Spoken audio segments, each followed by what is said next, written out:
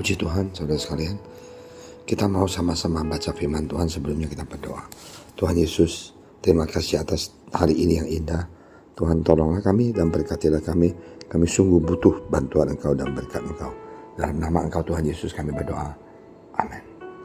Saudara sekalian, saya mau katakan bahwa kita harus mau berpegang teguh kepada Yesus.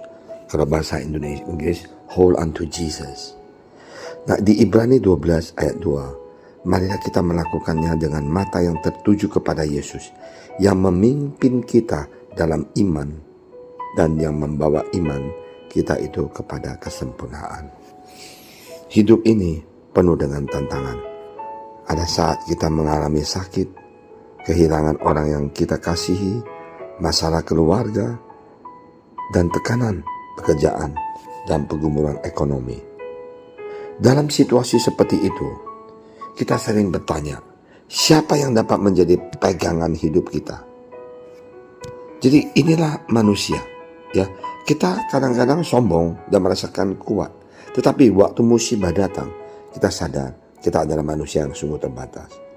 Firman Tuhan mengajar bahwa satu-satunya pegangan yang tidak pernah mengecewakan adalah Yesus.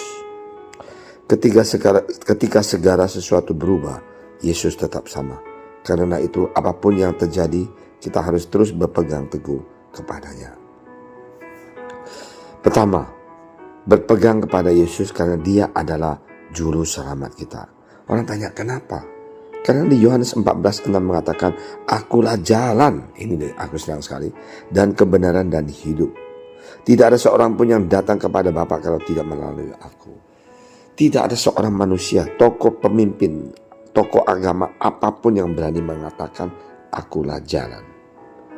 Dunia ini menawarkan banyak harapan, tetapi semuanya terbatas.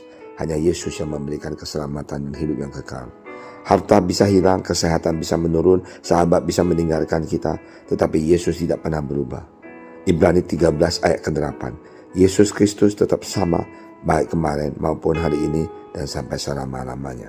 Karena itu, bangunlah hidup di atas Kristus sebagai dasar yang kokoh. Dan jikalau saudara hidup dalam tengah badai kehidupan, ingat berpegang kepada Yesus. Ketika murid berada di tengah badai di Danau Galilea, mereka sangat ketakutan. Namun Yesus menghardik angin dan danau, lalu badai itu menjadi teduh. Markus 4:39, diam, tenanglah. Dalam hidup kita juga ada badai. Badai penyakit, badai kesulitan ekonomi, badai konflik keluarga, badai kehilangan orang yang dikasihi. Kita mungkin tidak dapat menghentikan badai dengan kekuatan sendiri, tetapi Yesus sanggup menenangkan badai dan memberi damai di dalam hati kita. Hanya Dia yang sanggup, hanya Dia yang bisa. Karena itu, marilah saudara, jangan kita kecewa, jangan kita jauh dari Tuhan. Ingat, berpegang kepada Yesus karena Dia memberi kekuatan. Di Filipi 4:13, segala perkara dapat kutanggung di dalam Dia yang memberikan kekuatan kepadaku. Ada kalanya kita merasa saya sudah lelah, saya tidak sanggup lagi, saya ingin menyerah. Namun Tuhan tidak meminta kita mengandalkan kekuatan kita. 2 Korintus 12 ayat 9, cukuplah kasih karuniaku bagimu, sebab justru dalam kelemahanku kuasaku menjadi sempurna. Inilah yang dikatakan Yesus. Saat kita lemah, kuasa Tuhan bekerja dengan lebih nyata. Kalau kita kuat, kadang-kadang kita sombong.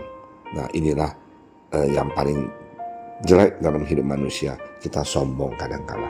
Mari kita berdoa. Tuhan Yesus, Bapa kami yang di surga, terima kasih karena Engkau telah memberikan kami, Tuhan, kekuatan. Tuhan Yesus menjadi juru selamat kami, penolong kami. Engkau adalah Allah yang hidup, Allah yang berkuasa. Tuhan, rendah hati menjadi manusia. Tolong kami untuk tetap berpegang teguh kepadamu di tengah setiap badai kehidupan.